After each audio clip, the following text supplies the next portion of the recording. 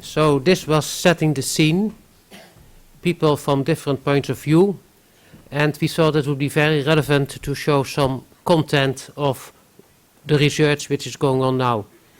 And there are many examples of good research that led to major improvements, for instance, the drugs or devices, but also it is sometimes quite difficult to understand where basic research may lead us. And we have invited two people who have earned their palmares during this kind of research, and they will show us the way for innovative research. And the first one will be Timothy Rod Steiger, who's a professor of rheumatology and translational immunology at my home university in Utrecht, the Netherlands. And he will speak about what can the health community learn from successful stories in research and innovation.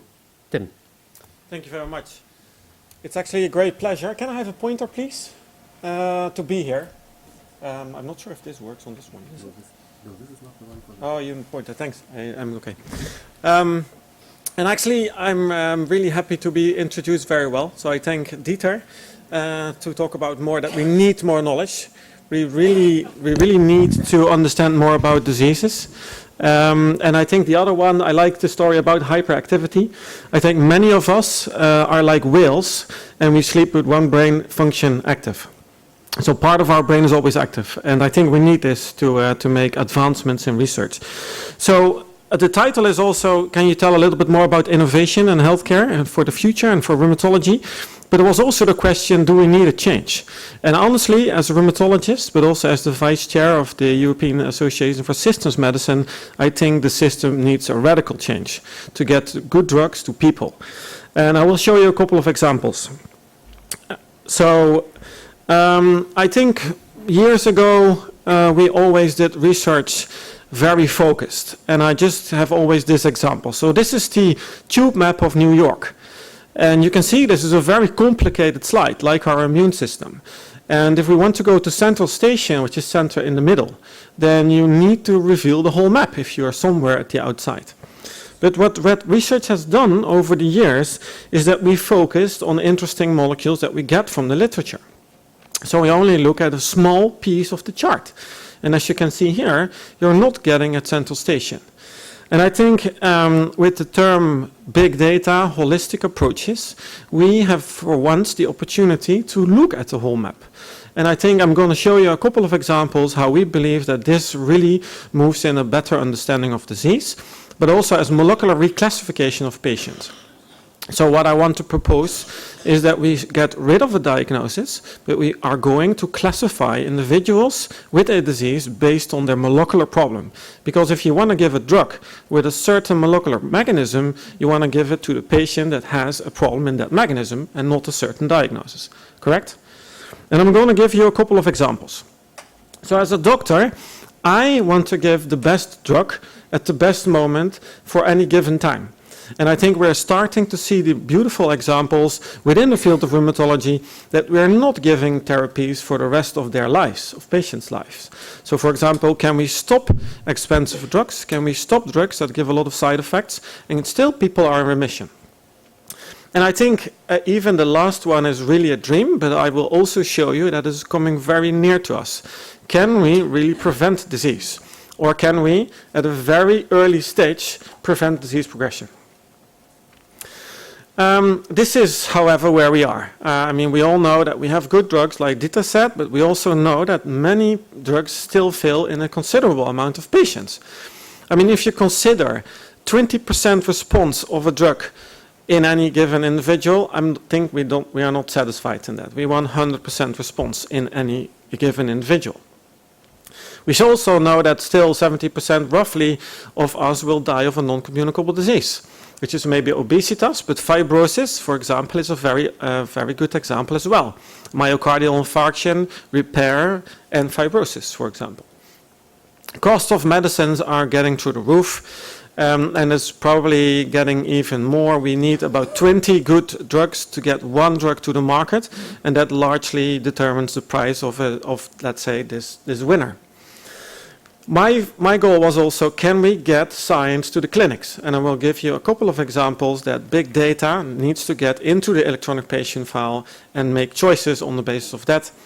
And I think if you consider all of this, we are having a non-sustainable healthcare at this moment. So as a doctor, I see a lot of patients, hopefully on the Mondays, but I see a particular subset of patients that are called systemic sclerosis. And what I do usually is I feel the skin, and people told me when I did my education that I'm looking at fibrosis, I'm looking at scarring, but honestly I have no clue what I'm looking for. But still, on that basis, I make a diagnosis and I say, well, you are progressing and you are not progressing, you need therapy and you don't. And I think the oncologist field is far advanced in this. It's also a bit more simple because you have a tumor, you can make a biopsy, you can look at the molecular profile, but in rheumatology we don't know where to go. I mean, we also know that disease usually starts 10-15 years before a patient enters our patient room. But where the field is going is really molecular profiling. Like I said in oncology, but this is also happening in our field, and I think really the rheumatologist has a unique vantage point here. And I'm going to show you a couple of examples. So where we are at the moment is we look at organs. I'm giving you a couple of different examples, also from the ophthalmology point of view. We're looking at the eyes, we're looking at the liver, we're looking at joints, we're looking at the skin. But this is what lies underneath disease. We need to understand molecular profiles. And with all these techniques that are stated here, we talk about genetics, but our diseases are not genetics. They are not genetic diseases. There are other diseases also environmental driven, like bacteria, viruses, evolutionary pressure. And with all these techniques here, and we'll dive into this, we can now for the first time really understand molecular profiles of any given person. So where we are going then, and I think this is an example from the oncology field, this is what we're going to need to do. We need to put patients with the same molecular profile, with different diagnoses, into the same clinical trial. Because the reason we always have 30% of respondership is that we simply put the wrong patient in the trial. Because we do that on the basis of diagnosis. And this is an example. So let's put here a certain different rheumatological diseases with the same molecular profile. We call this a basket trial. And recently there was a very big step made by FDA by approving pembrolizumab for any cancer with a certain given genetic defect. And that's where we need to go in rheumatology as well. So this is where we hope to be in a few years. So these are different diseases. This is psoriasis, uveitis, eye disease, spine disease, arthritis, and IBD. We've heard about it a little bit. And we can barcode these individuals based on molecular profiles. So we are building a diseasome. We know more and more about drugs. And you can call that a drugome. And in the ideal situation, you find these individuals sharing a molecular profile and perfectly capable of putting a drug to specifically hit that problem in these individuals. Again, this is called what we call a bucket trial. And I will dive into that later. So a few examples. We have multiple rheumatological diseases, but I can use this example very well. Here we have primary Sjogren's syndrome, systemic lupus erythematosus or lupus, and systemic sclerosis or scleroderma. And these in the clinics are completely different diseases. However, there's been said, and this is very well represented also, that if you take a biopsy or take blood sample or whatever you do in these individuals, in the majority of individuals you find a certain molecular signature, which is called the type 1 interferon signature. And the idea was that could we then target this signature as one overarching disease? This is not going to happen because that we know that a certain percentage of these individuals have this signature, but the underlying cause of this signature is very distinct. So I think where we are really going is, can you find a dominant pathway, for example, causing this signature, here in orange in 70% of the scleroderma, but this is very much shared by 20% of the lupus patients and 16% of Sjogren's patients. So again, understating that you need to treat these individuals with the same molecular mechanism, or medicine in this case. And this is represented in the slide. I think there was another one in between, but we can go on. So how do you analyze this? And I think we're using the novelist techniques also to analyze this. And we go beyond genes, because it's not what you get from your parents that make you sick for most of the time. It is what you do with what you got from your parents that makes you sick. And that's usually not the gene itself, but it's really what the regulation of the gene. And we know that this is an implicated network. We know that it's not caused by one single gene. Genes act in concert. It's like Facebook. It's a social network. And we need to really understand the social network of genes to understand disease. And this is what is meant by this analysis. And I will show you some of these examples. So this is a perfect example. This is how we did it 5 years ago.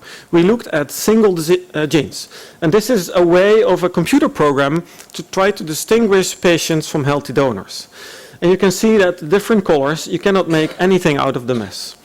If you do this with these gene modules or social networks of genes, then suddenly you start to see clusters of individuals. These are the healthy donors, and in this case, these are patients with a certain form and these other forms of scleroderma. So this works. And then if you go a little bit deeper, we talked about this type 1 interferon signature, you see that these are different patients with rheumatological diseases. So you have lupus, again, muscle disease, rheumatoid arthritis, and scleroderma. And lupus have the most of these patients with type 1 interferon signature, but many of the others have that.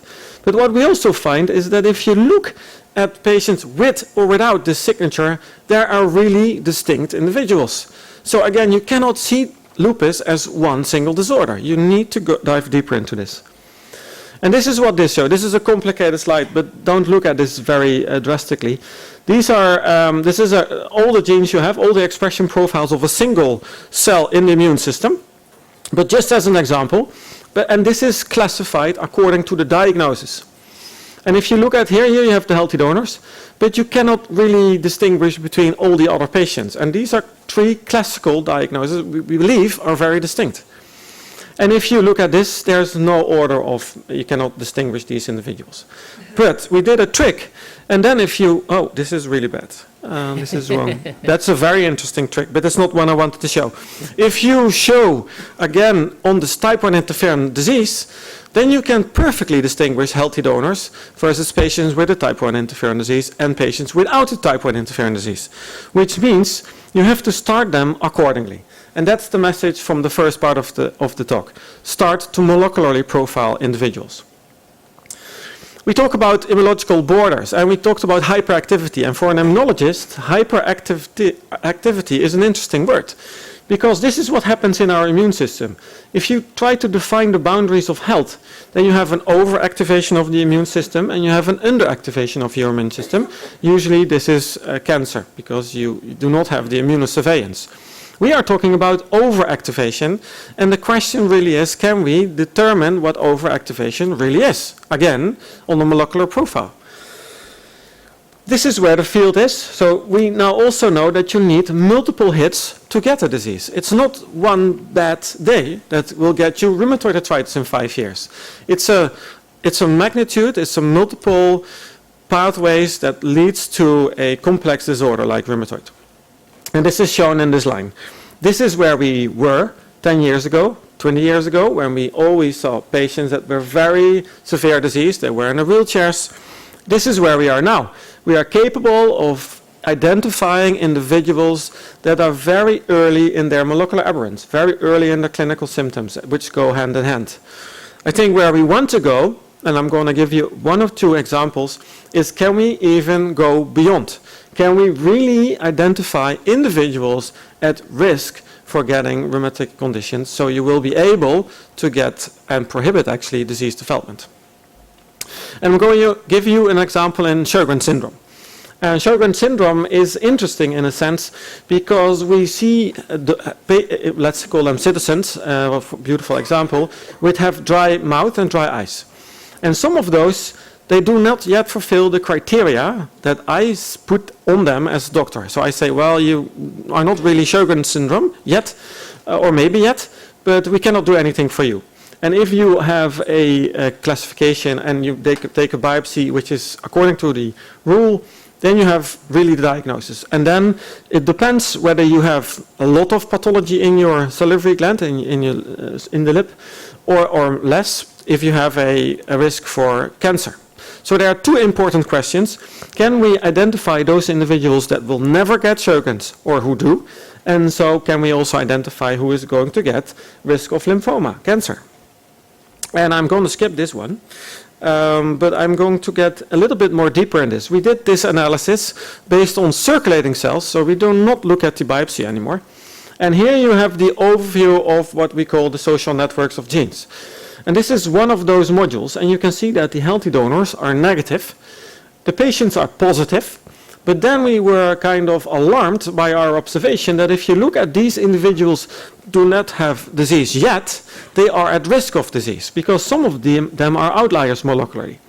So we went deeper, and we could actually, this one has now 3.5 years later, has Sjogren's disease. So I think this is one of the first signs that with a simple drawing of blood on a molecular level, we could identify individuals at risk and maybe even in a few years start to treat them. And most importantly, just a few seconds on this, how do you get this to the patient? So now we are developing programs, and you need a lot of data. This is about 2 terabytes of data per patient. You need a big interface to get this in an electronic patient file, because originally the patient comes in, and you need to do all of this in the lab and have an answer within 1 week.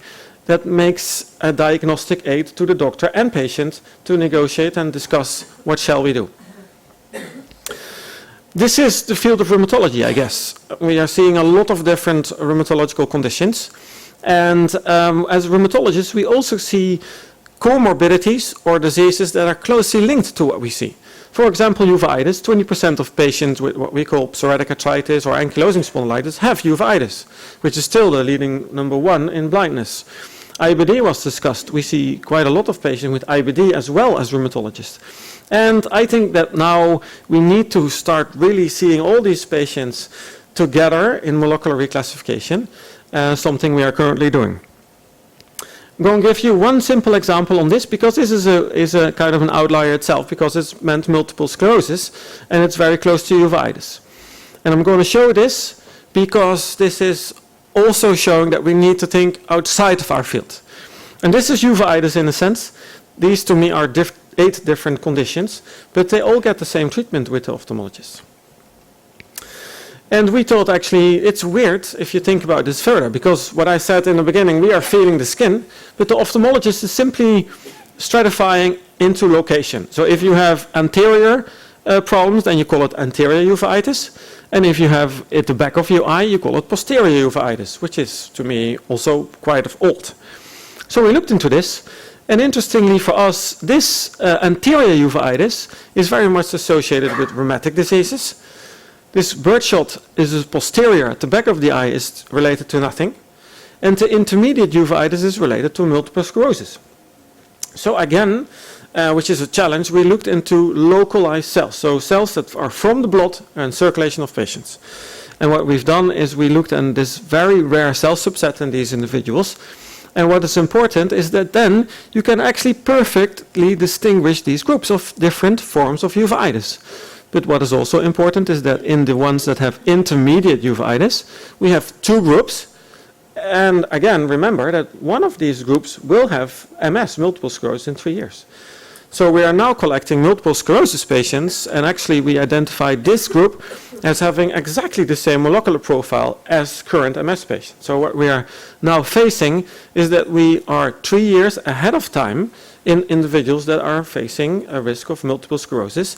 And all the novel drugs are really well designed to hit as early as possible. So I think this is a huge opportunity to start to treat individuals before they actually get disease. So, as a conclusion, I think, is there a change needed? Yes, I think we really need to molecular reclassification of individuals, which is good for early diagnosis, which is good for redirecting clinical trials, as I discussed. But what I didn't discuss is drug repurposing. Many drugs failed and are still on the shelf because they're tried in an unrelated disease, for example, asthma. And if we understand all these molecular profiles, then we might find very likely another disease within our field that responds very well to this failed trial in asthma. And as we don't know, we cannot test this very well. Secondly, I've told you that we have to look within the boundaries into different diseases, combine everything, but also outside. And finally, I think what I didn't show you well enough due to time is that we need computers and computational biology to understand the data. As I said, we have 2 to 3 terabytes of data per patient, and we have now 800 patients. We have done all of this, which is a huge amount of data. And without the big computers, we couldn't make all these nice figures and understand really what's going on in our individuals. So I hope to give you a glimpse of the future, and I'm also really happy to take any questions.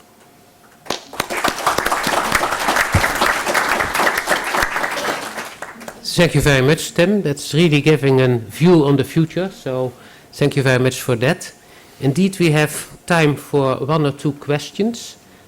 It has been quite scientific, but I see already somebody over there. Yes, I know that's a scientist as well.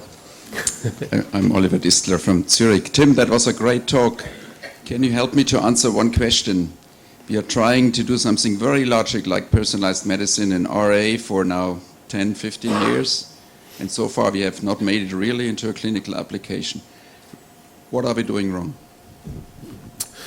Yeah, that's a fair question, I think. I think we made progression. I think also you have to consider that all these novel technologies haven't been there for 20 years or 15 years, and all these big data-driven science projects are now really embarking on these novel methodologies. And I actually have seen quite some data also in the field of RA, which is not published yet, where you can perfectly start to stratify individuals that in the early arthritis clinics or even early ACPA-positive individuals that are going into RA. So I think it's just a matter of time, to be really honest. Yeah. A second question from the table. Thanks for that wonderful presentation. But this molecular profiling does interest me, and then you can do this molecular profiling before the patient gets, or the individual gets a disease. How do you propose screening? Yeah, that's a very challenging question, and I have been asked many times on congresses actually. And once there came a person to me said, "Are you actually know what you do in ethical terms?"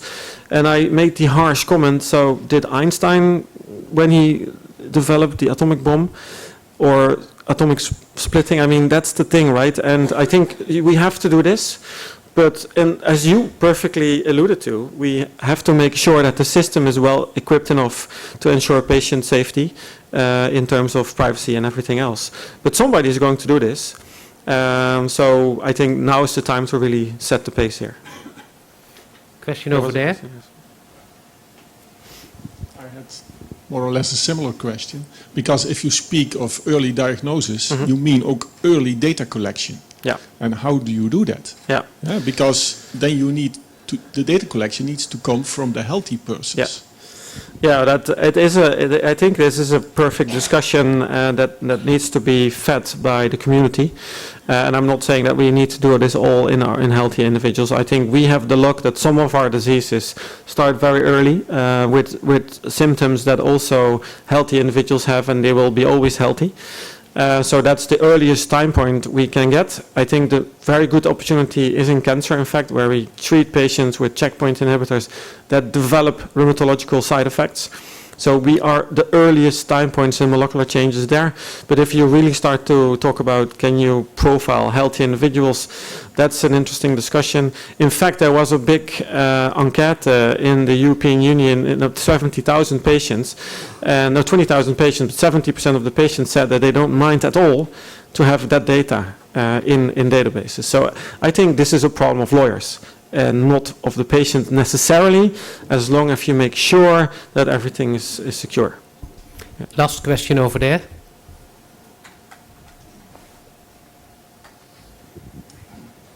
Hello, Professor Linston from MNRC. I'm a trained as a physician specialized in neurosciences. Apologies for my outfit, but I'm not feeling too well. Sorry. Yes, it's just to make a suggestion to push things forward. I think there is a need to explore how we can create a tool to facilitate coordinated multi-stakeholder collaboration worldwide of researchers, academics, and citizens. And this shall, in fact, be the deliverable of the World Summit on World Society, Wellbeing, Quality of Life that we are busy working on. So it's just a suggestion. I think it is really necessary to facilitate cross-border collaboration worldwide. Thank you. Thanks for that. Well, that's indeed also the purpose of this meeting today, to get these things together. So thank you again very much, Tim. Before we move forward, I would like to ask the panel sitting here, because they are not able to see the pointer, to take a seat over there, because that will be much more convenient. So the next speaker is Andreas Radbroek. He's professor of rheumatology in the Charité in Berlin. He's a biologist by training, and he has been very active in the field of basic research. And we also asked him the question about the challenges in health research and innovation in the next decade, and also the subtitle, How to Establish Priorities. So, where was my fire? I think we need some help there.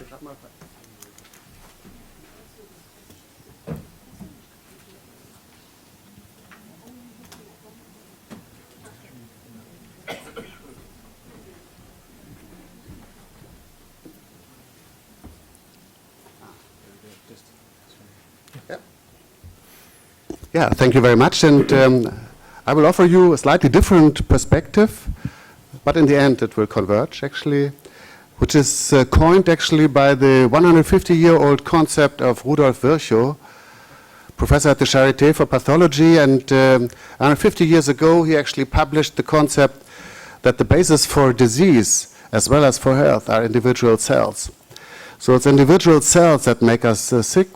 And I think still today, the challenge is to understand the lifestyle of the protective and of the pathogenic cells in a molecular detail sufficient actually to be able to manipulate them to manage the disease much better than we can do today. And I hope I can convey some of the enthusiasm that I have for research as such, and we are still we are just at the beginning actually of uncovering most exciting stories.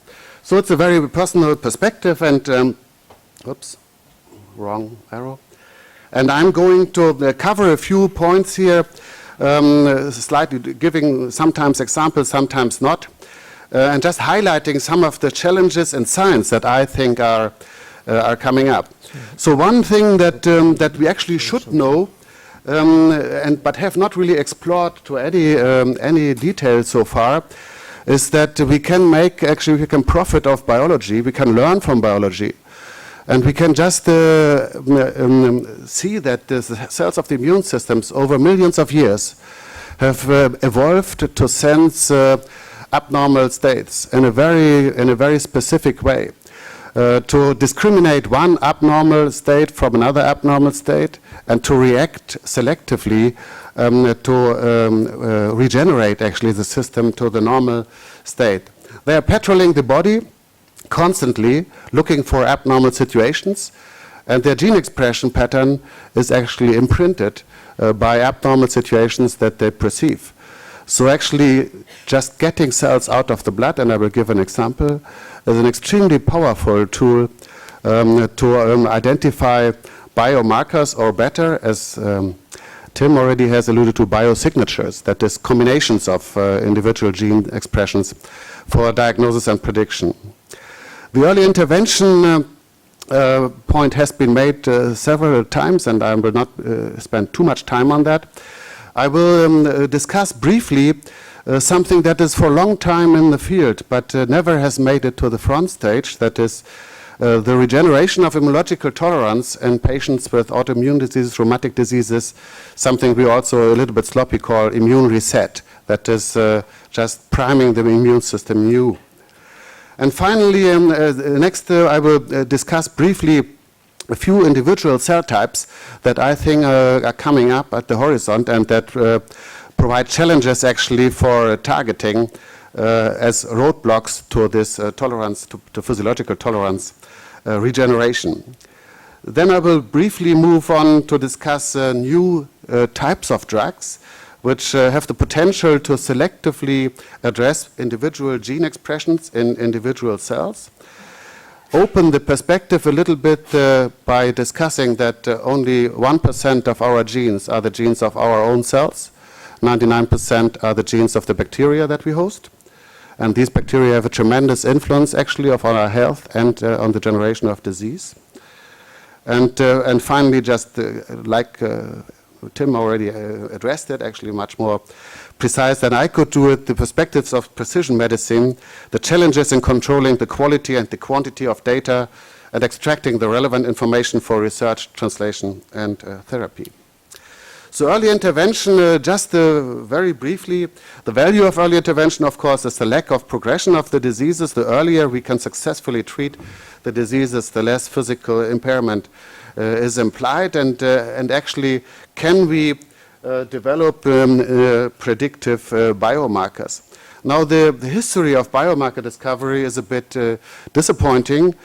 So we have more than 150,000 papers that claim more than thousands of biomarkers in the history, but only about 100 of them are routinely used in the clinic. So why are we doing so poorly, and is there a perspective of doing better in the future?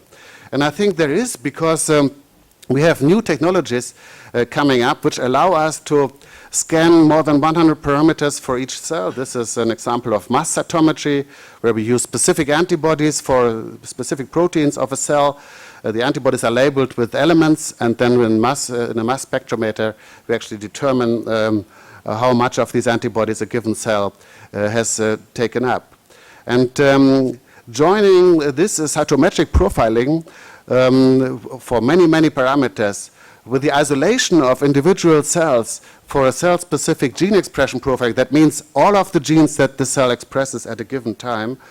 And then there's one aspect that hasn't been addressed so far, that is the imprinting of genes for expression. They are not expressed now, but they could be expressed under certain conditions, which actually shows us the pathogenic potential of a cell will lead to a completely new age of biomarker discovery. And just one slide here to show in which stages actually we need this to screen of at-risk populations, early diagnosis, disease stratification, selection of therapy, and assessment of response. And one example from our work here in which we have screened patients with ankylosing spondylitis, and up before the treatment on week 0, before the patients were treated, we actually could identify 84 immunophenotypic parameters that discriminate those patients, the 9 that responded to the TNF-alpha therapy, from those that did not respond. And you see this here as a heat map. Actually, so green means low expression, red means high expression, and you see there is a lot of variability, but there's also very clear-cut discrimination or classification of these two patients in this particular disease for this particular drug. And we can actually use this information to learn of the disease pathogenesis, because we can actually look what is behind this profiles, and that is the usual suspects, lymphocytes, granulocytes, but also NK cells, which apparently play an underestimated role so far in these diseases. The second challenge I wanted to address is, can we do better actually in regenerating immunological tolerance? Now, we and many other laboratories, or actually it's always in a clinical setting, have done that for more than 20 years by now. Total number of these treatments is more than 2,000 in Europe, as registered by European Bone Marrow Transplantation Registry. Many labs involved, and as you also see here, the same theme that Tim had addressed to, we are looking over the border, and we are including here diseases like multiple sclerosis or IBD or vasculitis, whatever is chronic inflammatory diseases. In all of these diseases, actually, what we do with the patient is that the patient, first we mobilize hematopoietic stem cells from the blood, we collect them. This is quite a challenge, actually. And then the patient's immune system is completely eradicated using antibodies and drugs. So every immune cell in the body is killed. And then we transplant actually the hematopoietic stem cells back to the patient, and they form a new immune system. So how does this new immune system look like?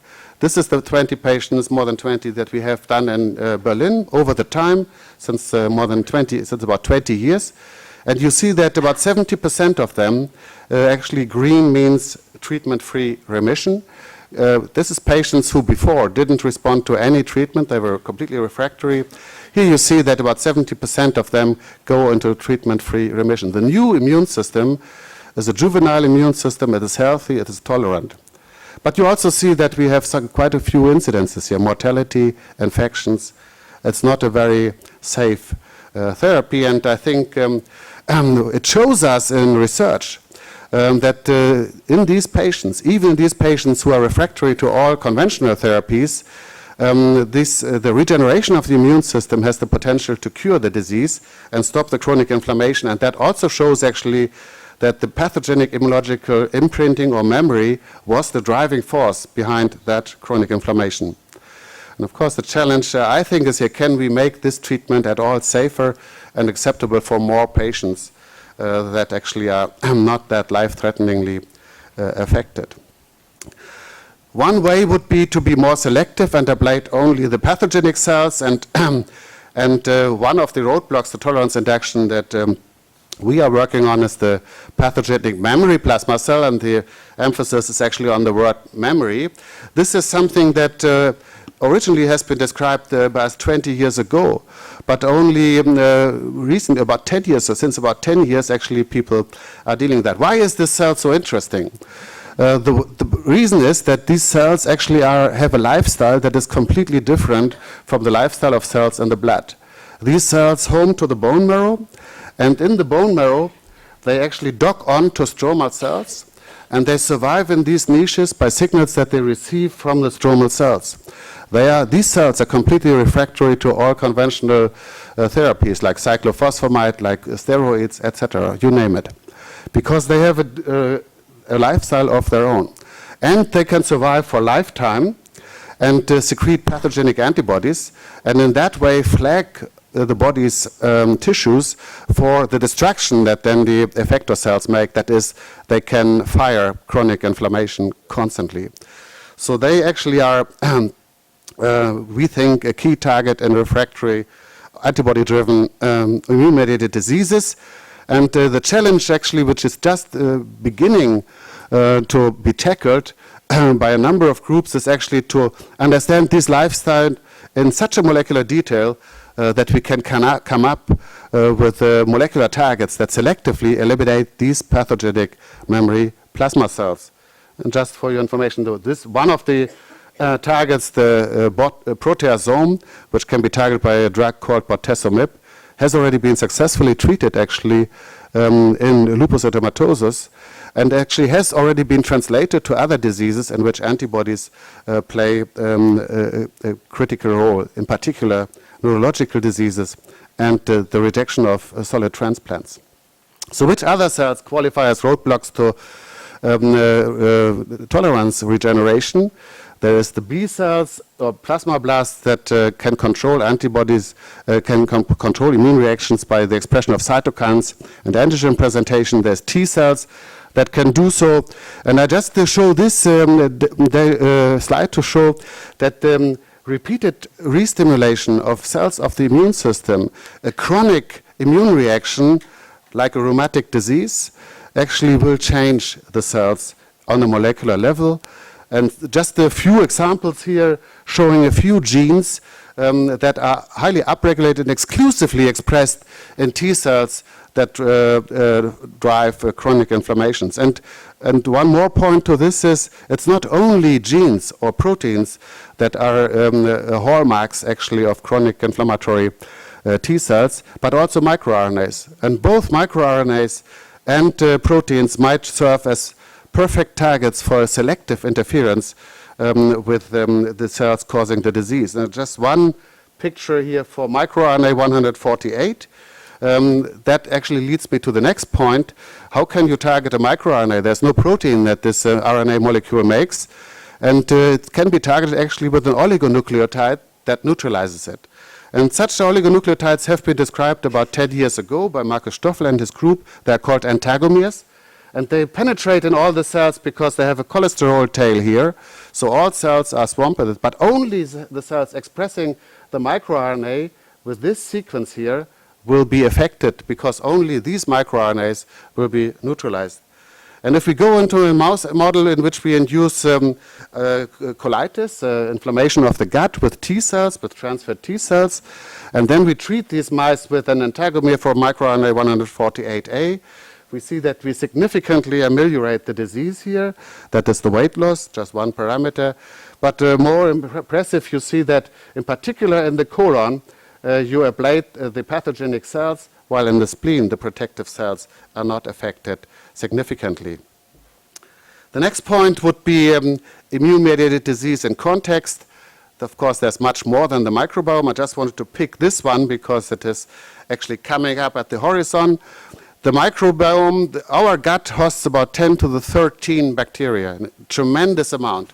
They have metabolic functions. They provide resistance against pathogens. They educate the immune system. And in disease, actually, the microbiome can change, and that can, in turn, affect our health on completely different levels. So it will be a challenge, actually, to include the information on the genomes of the microbial genes, which is 100 times more than our own genes here, into our considerations when we look at this disease. We have actually developed a technique recently to visualize the heterogeneity of the bacteria. There's more than 400 species of bacteria, in particular in an individual.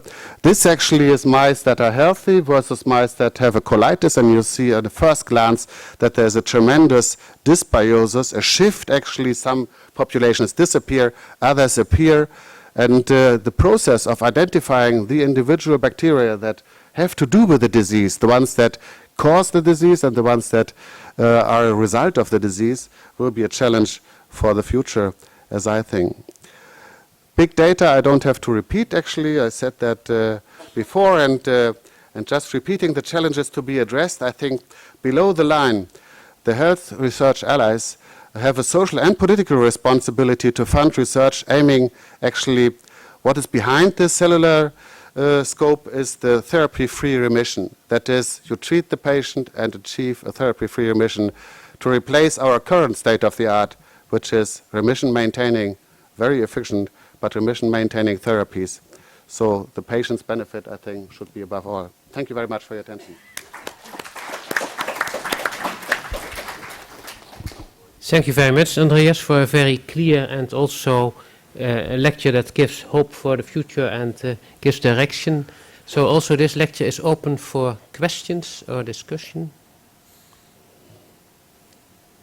So how, if I may start then myself, how realistic is it for all diseases to have a drug-free remission? If you have to put, well, let's be very optimistic. In 100 years it will be possible for everybody, all diseases. But what do you expect in 5 to 10 years? Yeah, I think not in 5 to 10 years, but in the end, I will probably not live to see it. But I think as a matter of principle, I think we should be able to see every patient as an individual and not as a part of a disease entity, to treat the patient, to actually have a precise prediction of response to therapy and the potential of the disease to develop. I think we shouldn't make too many promises, but I think we can do much, much better than we do today. And if I may continue a little bit on that, if I'm a patient now with, for instance, SLE, what would be in it for me? For an individual patient? For the individual patient. Yeah, I think. So do you think that going that way will also benefit in between to the people who are having the disease at this moment? Yeah, we are completely stunned, for example, by the success of these plasma cell therapies, because the plasma cells have been neglected for many years. Actually, still in most patients, they are neglected. The antibodies are taken into account. Yeah, But it actually, even a partial depletion of these plasma cells in the bortezomib trials broke the refraction of the patients to a conventional disease and actually gave a long-lasting effect. Yeah. So apparently we have seen a target that has been neglected over many, many years for reasons that can be discussed, and which needs a completely different approach than the cells of the peripheral blood. Immunology has been too long concentrating on cells of the blood and has emphasized too little the cells in the tissue. And that is changing, and that is a challenge of the next decade, I think. Question over there, please. Hello, Cornelius Schmalz from the European Commission. Thank you for a fascinating talk. I thought you've talked a lot about, and very fascinatingly so, about the challenges, I would say maybe in rheumatology research, but not in health research. But I'm not sure to what extent you have addressed the second part of your title, how to establish priorities. Are the priorities simply what you tell us, or what you, because this is something that we as research funders are constantly facing. What are the criteria for you to establish priorities? Let's even say within rheumatology. I had it a bit more clear in my previous version of the talk, and what is remaining here is that I say patients benefit first means that I think the priority would be to go for concepts and alliances, research alliances that actually go for therapy-free remission concepts, rather than just another biological that has to be maintained actually. And there is lots of economic implications for the individual. Of course, there could be, if we find such a way that only one treatment works actually, and there's less profit from a pharma industry. It's the other side of the coin, but I think that can be discussed at length. I just want to make it plain if I say the benefit for the patient should be the highest priority, and under that I think the scientific aim would be to achieve therapy-free remission for as many people as patients as possible. So questions over here? Yes? Dr. Eend? Thank you very much. It's more a comment than a question in relation also to your first question. Thank you very much. It's more a comment than a question. Thank you very much. The presentation was absolutely fantastic. Now, I'm trying to relate a little bit the very scientific approach to your question, like what will happen in 5-10 years from now, and then our colleague from the European Commission, how do we prioritize? And I'm just now sitting in the middle of all these questions, and I'm trying to share a little bit of the lessons we learned coming back to non-communicable disease. Why is it important to understand these lessons? Is that we have a similar constellation of diseases in non-communicable diseases, similar to the musculoskeletal and rheumatic diseases together, that we have autoimmune diseases that are coming to 100, I think, at this point. It's very difficult for policymakers and decision makers to digest all this research, heavily scientific messages. What we have learned in non-communicable diseases is that if we can cluster a little bit the commonalities of a few major diseases and the commonalities of causes or of interventions, what are the cost-effective interventions, and a little bit placing everything like that in a little bit more digestible message for the policymakers, then in 5-10 years from now we would have a maybe global program for addressing this kind of disease, maybe less than 10 years. Well, I can tell you that from the WHO perspective, there is one autoimmune disease that has been addressed at the very, very high level, and this is psoriasis. We have a resolution on the WHO World Health Assembly. We can't take it disease by disease. It will take 100 years. So, lesson learned. Let's try to cluster a little bit, causal, let's say, clusters. Then commonalities in terms of intervention or research needs, or this kind of prioritizing can come, and then policymakers can step in, as our colleague from the European Parliament mentioned a little bit earlier, you know, make noise. Well, noise has to be organized in these kind of elements that can be understood by the policymakers. So it's fantastic. Thank you very much. I just wanted to share our experience and wish you good luck. I think that you addressed a very important challenge. At least in Germany, medicine has evolved over the symptoms. So some of these diseases are treated by gastroenterologists, by rheumatologists, by dermatologists, neurologists. And the challenge is actually to instead of parallel research, to somehow have cooperative research on the mechanisms, mechanism-based research. Professor Omarin. Thank you for that very interesting talk, and your passion for research is very obvious. But these diseases are characterized by remissions and exacerbations. And how do you explain the strong placebo response? I wanted to put the neurological connection also. I think that is among the headline of the immune system in context. And we know actually that the immune system via the nerve system can be drastically influenced. There's pillar papers showing actually that if you steroid treat a patient and give them blue milk to drink, and then you continue to give them blue milk, then without the steroids, their immune system will be suppressed. But if you change to red milk, it will no longer be suppressed. So there is things that are beyond the horizon at this time. We don't have a molecular explanation for that, but I think it is extremely important to also include that, like the microbiome, like all these, the context actually of the immune system. It's not cells swimming in the blood, it's cells in the body and connecting to all other parts of the body. Professor Distler? I would also like to make a comment on the priorities and share my view on that. A couple of points. First, being a clinician and a researcher, I still do see the problem that the clinical characterization is really key to understand the biomarkers and clinical and the biological characterization.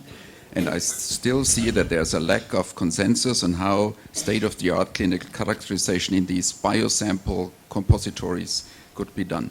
So I think that should be a priority. Rubbish in, rubbish out. We will never end with a meaningful analysis of biomarkers. Number two, I think there's still a lack in bringing state-of-the-art clinicians with state-of-the-art preclinical researchers on one table in large projects to really move that forward. It's still a lack, in my opinion. And number three, I agree with the common diseases that they are important, that we need them to move forward as a kind of example. At the same time, rheumatology is a collection of rare diseases, and rare diseases, in summary, make a large part of our patients, and the greatest need is in the rare diseases, because there we have nothing. Psoriasis is really evolving well, but rare diseases, we have nothing to offer to the patients. Don't forget about the rare diseases. Okay, thank you very much. So we're getting into personal points of view, which are very important, and I think most of them will be tackled in the presentation by Mr. Schmaltz, who will tell us about the interim analysis of the actual Horizon 2020 program, and based on that knowledge and all this kind of discussion that comes on in workshop number 1 this afternoon, there will be ample of time to discuss these items further. It is a real challenge to ask one speaker to give us the way to make prioritization. That's perhaps too high at the moment, but I think you did a very good job and you started the discussion. The discussion needs to go on because it's a very important item, how we make our prioritization for the coming years, and that's a very important item this afternoon. So thank you all very much for taking part in the discussion. Thank you very much for the speakers. We have now time for coffee, and I would like you to come back at 11:30 in this room, and if necessary you can bring your coffee with you. So see you at 12:30.